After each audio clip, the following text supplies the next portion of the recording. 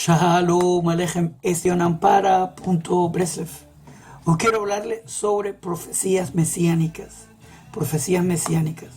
Específicamente quiero hablar sobre Miqueas, capítulo 5, verso 2 en la Biblia cristiana o verso 1 en la Biblia hebrea. Quiero tocar también un poquito de Isaías 11. Ahora, el judío tiene la obligación de estudiar todas las escrituras hebreas. No tenemos prohibido pasajes bíblicos, o no tenemos ninguna prohibición de leer cualquier pasaje bíblico. Isaías 53, Isaías 52, Miqueas, Isaías, Josea, lo que quieran podemos leerlo, no hay problema.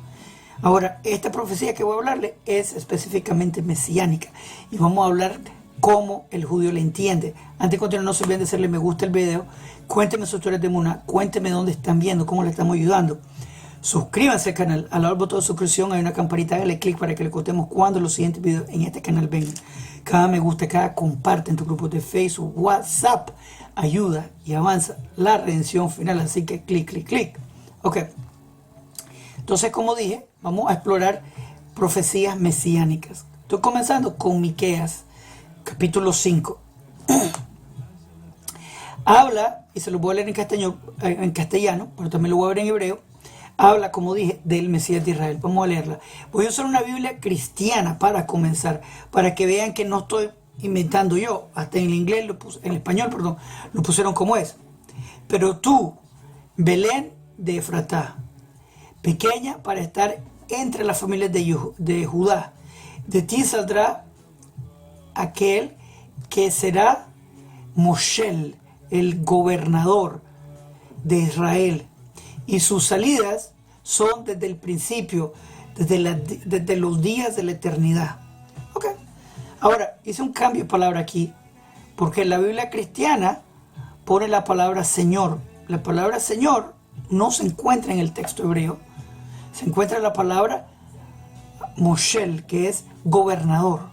No sé por qué le pusieron Señor, tal vez para dar una alusión a una idea que este es de Dios. Pero en verdad dice un gobernador de Israel. La palabra, como dije, es Moshel.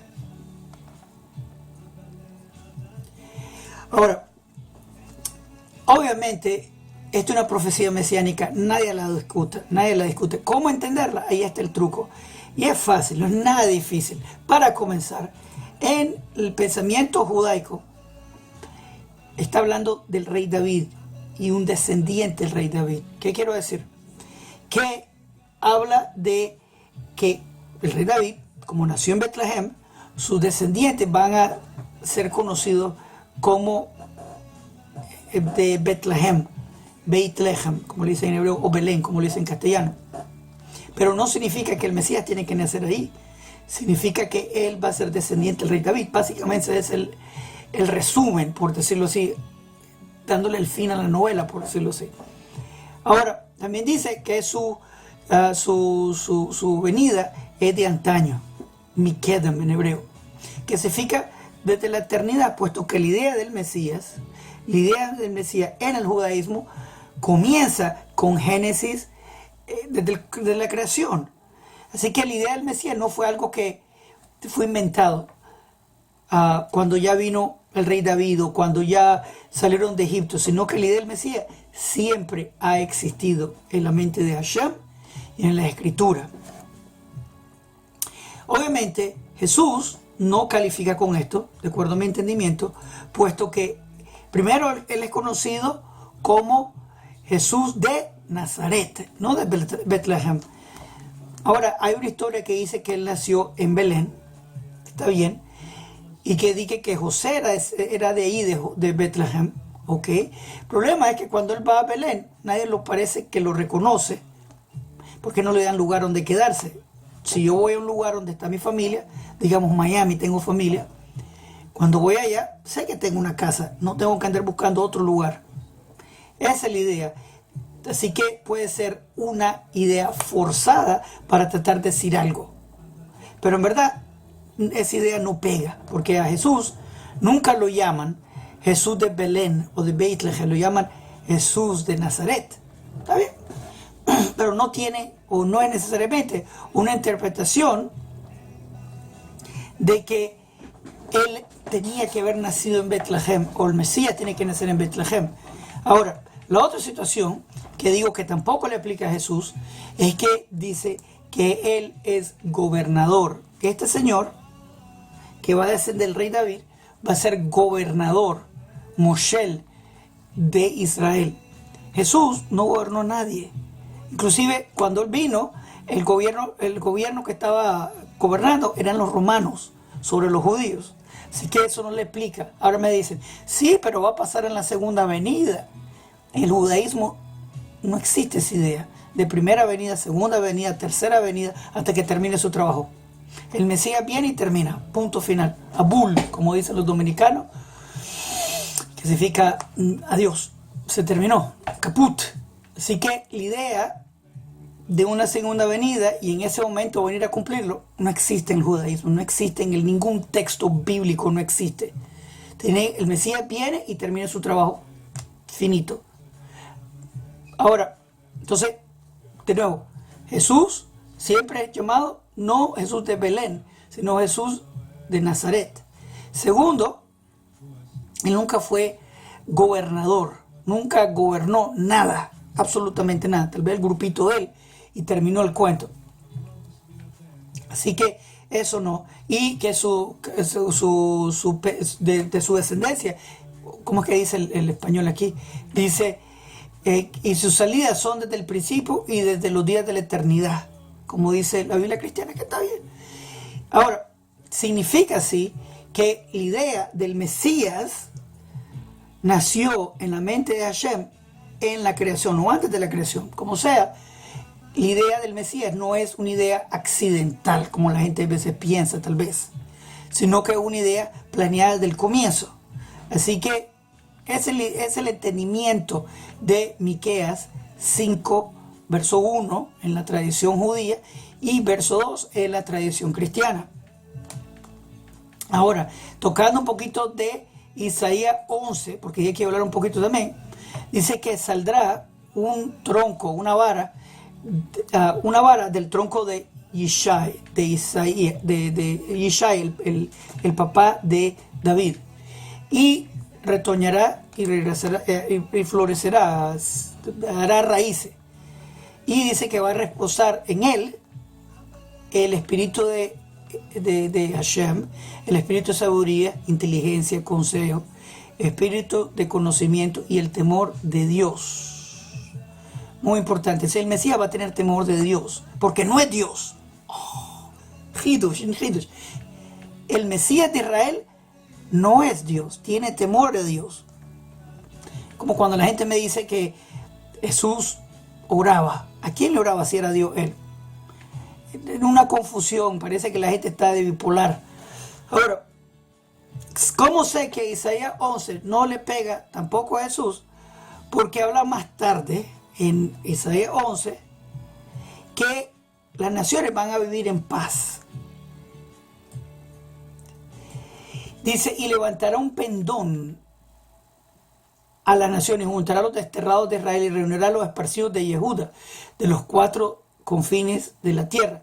Y disipará la envidia de Efraín, los enemigos de Yehuda serán destruidos. Efraín no tendrá envidia de Yehuda, ni Yehuda afligirá a Efraín. ¿Está bien? Jesús, por medio de su enseñanza, creó inquisiciones, provocó cruzadas, nos mandó bien lejos a todas las esquinas de la tierra para escondernos, para que esta gente no nos mate. Sus seguidores, Martín Lutero, el reformador, que escribió barbaridades del judío y le dio ideas a Hitler. Es verdad, yo no lo inventé, está escrito. Así que habla también obviamente del Mesías de Israel, que cuando él sea revelado, un poco más tarde, cuando el Mesías, después que sea revelado, la naturaleza va a cambiar de una manera que no comprendo. Obviamente nadie comprende. Dice que el niño jugará con la serpiente y la vaca va a estar comiendo con un león y el león comerá como el buey, como la vaca, y comerá paja. Los niños con las culebras van a jugar y nada va a pasar. El leopardo va a recostarse con un cabrito. Obviamente, como dije, Jesús no cumplió nada de esto. Ahora, de nuevo repito, no existe segunda venida. Termina el trabajo y terminó, pero nunca vino, no pasó, no pasó. Es simple, Jesús no cumple, no le pega el zapato, por decirlo así, del Mesías de Israel. Ahora, obviamente, y siempre llego al mismo punto, el judío no tenemos problemas con ningún pasaje bíblico del Tanaj, ningún problema, en absoluto. El problema lo tenemos con el Nuevo Testamento, porque no creemos que es divino, inspirado, tiene muchísimos errores, muchísimas cosas que no tienen sentido. Por ejemplo, Mateo 1, 18 y 19. María está casada con José. Hay dos pasos del casamiento judío, Kiddushim y Nesuim. Ella está ya casada en el paso de separada, Kiddushim. Si José quiere abandonarla, tiene que divorciarle. Punto final. Si ella sale embarazada de otro, ella cometió adulterio. La Biblia lo dice, yo no. Ahora, el libro de Mateo dice que María, ya casada con José, salió embarazada, que es adulterio. José tiene la obligación de divorciarse, no es de otra. A fuerza tiene que divorciarse de María. Los hijos, y si no lo hace, los siguientes hijos, no solo el primer hijo que nace de María, que es un bastardo bíblico, sino que los siguientes, si José no la divorcia, también van a ser bastardos bíblicos. Y también, obviamente, para rematar, solo el papá le da tribu al hijo. Y usamos el ejemplo de Boaz y Ruth. Boaz era descendiente de Judá, derecho al trono. Ruth era conversa. Cuando ella se casó con Boaz, el hijo recibe como herencia la tribu. Eso es lo que pasa. Esa es la forma que uno obtiene tribu. Si el papá adoptivo, si lo que sea, tendríamos papá adoptivo, por ejemplo, no le puede dar tribu al hijo. No existe eso en ningún lado en Tanaj o en Halajá, en la ley judía. No existe. Ahora, la gente me dice, sí, pero es que Jesús fue engendrado de José, pero lo dice de una forma mística. Mateo 1:18 te dice que José no tocó a María, ella salió embarazada. No era el hijo de José, era el cuerno de José, pero no era el hijo de José. Jesús es descalificado como posible Mesías por ese mismo hecho, que él no tiene tribu, porque su papá, desconocido, y aunque fuera Dios mismo, Dios no tiene tribu. Dios no le puede dar tribu a nadie, porque no tiene tribu. Y descalifica a Jesús, convierte a María en una adúltera, a Dios mismo, Haz Shalom, lo convierte en un adúltero también, porque se metió con una mujer casada, que es prohibidísimo en la Torah. Y es un molote. Así que hay que estudiar la Biblia, hay que ser franco. Hay que estar buscando la verdad. Le estoy enseñando pasajes bíblicos donde prueba la venida del Mesías y cómo tiene que ser. Y no le toca a Jesús. Fuera. Hay que estar buscando verdad. El valiente se agarra a la verdad. Shalom Aleichem, Kol Tuv.